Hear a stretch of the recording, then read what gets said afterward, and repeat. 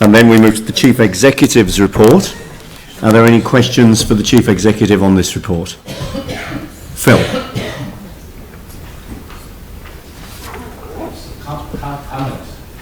Yeah, I'm taking a question from Phil first, and then I'll come to you, Jimmy, and then Dion, and then Glenn. Right, okay. But questions first. If you've got comments, we'll take those after the questions. Okay, so Phil, over to you. So, thanks, Andrew. I'm just on our page 78 of the report. I think it's page 3, under corporate services and section on housing. I just want to clarify really, like the comments. Like, I certainly understand, Carleen, that with changing from our social housing to come under the housing trust, that in fact we would be reducing resources in that area. I understand that, but I just really want to ask about the issue of emergency housing in the city, where clearly, again though, the council role is to work with other agencies, not to do it all. I'm aware of that, but it's really just, can we be assured that we'll have sufficient resources at council here with social housing expertise to help address this matter? Thank you. It's a good question. As you're aware, we did transfer a number of staff over to the Housing Trust, mainly in terms of those people that deliver the services in terms of social housing. And the transfer of this work is around the minor maintenance. So council still is positioned to provide advocacy, local policy leadership, asset management services for the longer term maintenance issues as well. So we'll still have sufficient expertise to assist in responding to emergency housing matters, but as you quite rightly said, it's an issue that we deal with a number of agencies, and the direct delivery of emergency housing tenancy management services sits with other agencies. So our role is in terms of that advocacy and support and policy leadership. Okay. Thanks, Carleen.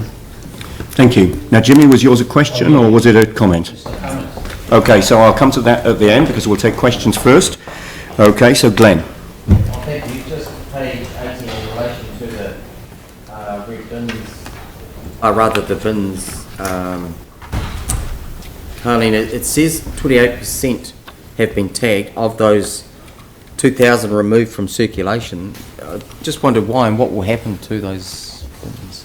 Well, they'll be replaced where they need to be replaced. Some of it's due to damage, some of it's due to lost bins. So it's about having the cycle of bins that are useful. Yeah, okay. And usable. Usable, so, yeah. Okay, I'll come back later with that. All right, Dion. Mine's just around the operational results, and you talk about the additional parking revenues of 1.5 million. Can you just elaborate a little bit of where that's come from? Not specifically, but that will be around where streets have been reopened and car parks reopened around that as well. So with this additional revenue, are we looking at potential ways, because I mean the central city is still very challenging to get into, so with this additional revenue, are we going to be looking at ways where we can use that to encourage people to come back into the central city and make it easier for people in the time that well, councillors have raised in the past things such as an hour's free parking and that sort of thing, so it's important for us to do a bit of an analysis of that, about the impact of that. The other issues in terms of free car parking within car parking buildings is really what we can do within our own car park buildings as opposed to those private ones that have been, people have invested to put up around the city. So there's quite a bit of work that needs to happen around that, and an understanding of what we've also budgeted for within our annual plan, for example.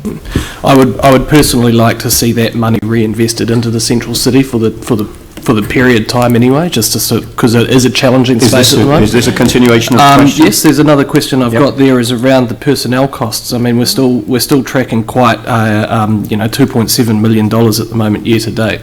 Can you elaborate a little bit on where that's coming from? So a number of things have happened over the year. So one of those will be new facilities that have opened that require to be staffed up. But also we've had a program of reducing our number of contractors, and where we have them over a long period of time, we're likely to require that source, converting them into FTE, which is actually a cheaper option for us. So roughly at our peak, we had something like, it was around 207 long-term contractors. We're down to 147, and it saves considerable funds in a different part of the budget. And just on the debt servicing as well, is there I didn't see any explanation on the extra that it's cost on the debt servicing for the year to date. Is there anyone that can talk about that I one? think that might be around the capital expenditure.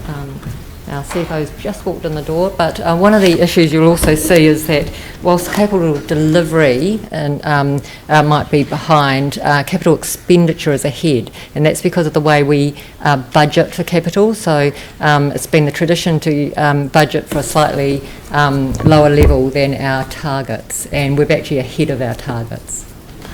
Okay, cool. Financially. Which means the debt's coming on earlier. Okay, thank you. Thank you. Pauline. Oh yes, mine's also about the favourable revenue to date, and one of the reasons being the unplanned Crown contribution for Three Waters and asset management of 4.7 million. So that's a kind of a good news story. But how can you explain where how that's come about? So we've been reporting that most of the year, and that's to do with the some of the skirt projects. Do you want to speak to that, Dave? To do with the contract around servicing the red zone and the additional infrastructure, or the expense around the infrastructure that we've got in that area, and so that will be coming to a close, unfortunately. In the very So when you say it was unplanned, was it unexpected, or you were expecting it but didn't build it in? when the original estimates, we expected actually the red zone to be empty, and so when it wasn't empty, we got into an agreement of how we would fund those services in there, amongst other things. Yes. So when you say it's coming to an end soon, when is that, and what are we going to do? We are talking about with the Crown. The Crown's put a deadline on when that servicing, and it's got to now be integrated. There was, you'll be aware, court cases over our legal obligation to provide those services to it. So it's all wrapped up in there. What we are doing is we are looking at ways that we can service those properties in a far more cost-effective way. So what we've done in the past is we've kept the traditional systems running. So you may have a very, very long gravity main with only one house on it, which we need to flush every couple of weeks. And so what we're trying to do is look at ways of putting pump sewer systems in there, and so we're doing a little bit to make those operational costs drop. So you'll get a drop in cost, but you'll also get a drop in income. But you get an increase in capital expenditure to put those in. And can you tell us what the total cost is per annum at the moment to service those? I'm sorry, I don't have that at my fingertips, but we do It's a find that considerable out. amount, isn't it? I think we have reported it to council. I'm sorry, I just don't have it off the top of my head. It'd be quite good if we could get that. It'd be quite interesting to know. Yeah, if we could get that information, have it circulated, would be good. Yep, Glenn, Sorry, back to you. supplementary to that, could we also have the cost liability for that, given that originally it was a Crown decision to so we provide the services, but the Crown made the call over red zoning the land. So could we have please well, not a report, but an indication of where the cost lies for extra services over and above, such as specialised pump? And we can probably get a quick answer to where the extra cost lies, I imagine. There's no extra cost, but the when Who's we call liable it the for it, outlaws, the something or other court case basically said that council has an obligation to provide full services to those properties because they're within our district and they had services, and so they have to have those services maintained. They don't actually have to look exactly the same, but they have to give the same level of service. So that's what we're doing. We're modifying those to give a similar levels, and it's. I'm sorry, I wasn't involved with the court case, but it was trunk through the court quite significantly. So the obligation to provide those services sits with council. Yep. Right, the same level of service, that means that we're going to incur extra cost for... Well, it relates back, you will recall some previous papers around which parts of our infrastructure we could close off and which parts we had to keep available to service those people who are still there. So that will have that information. Perhaps we'll dig that one out again. And that included roading too, It did. didn't it? Because It do we get the same input in the cost sharing with the roading maintenance? Or was it just the Three Waters? This is around Three Waters. The roading is still covered between ourselves and the Crown around maintenance, if we are using that, and we've got an agreement with the Crown about which we'd shut off, which you approved. So I'll dig that report up, which would have been probably 18 months ago, I would imagine, and it will have indicative costs in there, Mr. Chairman. Yeah, great, thank you. If that can be circulated, that would be helpful. Sorry, Thank you. which bit was coming to an end? I just missed that bit, David. You said something was coming to an end. Basically, the shared agreement between Okay, ourselves right. and the Crown around some of those operational costs.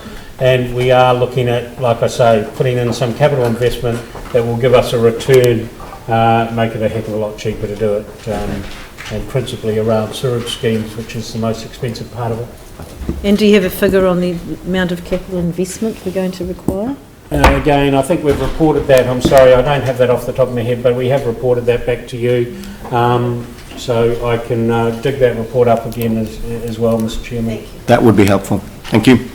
Thank you very much. So, questions? Okay, great. Now, Jimmy, I'm aware that you've got some commentary which we will come to in a minute, but I'll get a mover and a seconder for this report first. I'm happy to move it. Sarah's happy to second. So we now move into any commentary or debate on this, and I'll come to Jimmy. Okay, thank you, Chair. Yes, I would like to comment regarding to the council launch of the Christchurch multicultural strategy, especially, that's very the successful event, and it's truly the milestone and the historical, the moment for the people of Christchurch. I would like to particularly in here, to acknowledge and appreciate our staff. They've done a great job, a contribution, organized perfect. The total have around 180 people turn up. Not only the Christchurch city, my understanding even it's outside of Christchurch, Canterbury area, like Waimea the mayor and also the Sovereign the mayor, they also participate in this event. But even staff done a great job. I would like to particularly acknowledge Claire, Kaharua, and also the judge. They done extremely the excellent job. So try to open to acknowledge them. Yes, so this is the particular I would like to take this opportunity to appreciate it. Thank you. Thank you. Great, thank you, Jimmy. And that certainly was an excellent event and marked the end of one process, which had been collaborative and hugely successful, and the beginning, of course, of a new set of processes, which is delivering the actions under that strategy. So, no, thanks very much indeed for your comments. Okay, so this has been moved and seconded. I'll put the motion. All those in favour? Against? That's carried. Thank you. Okay, so now we move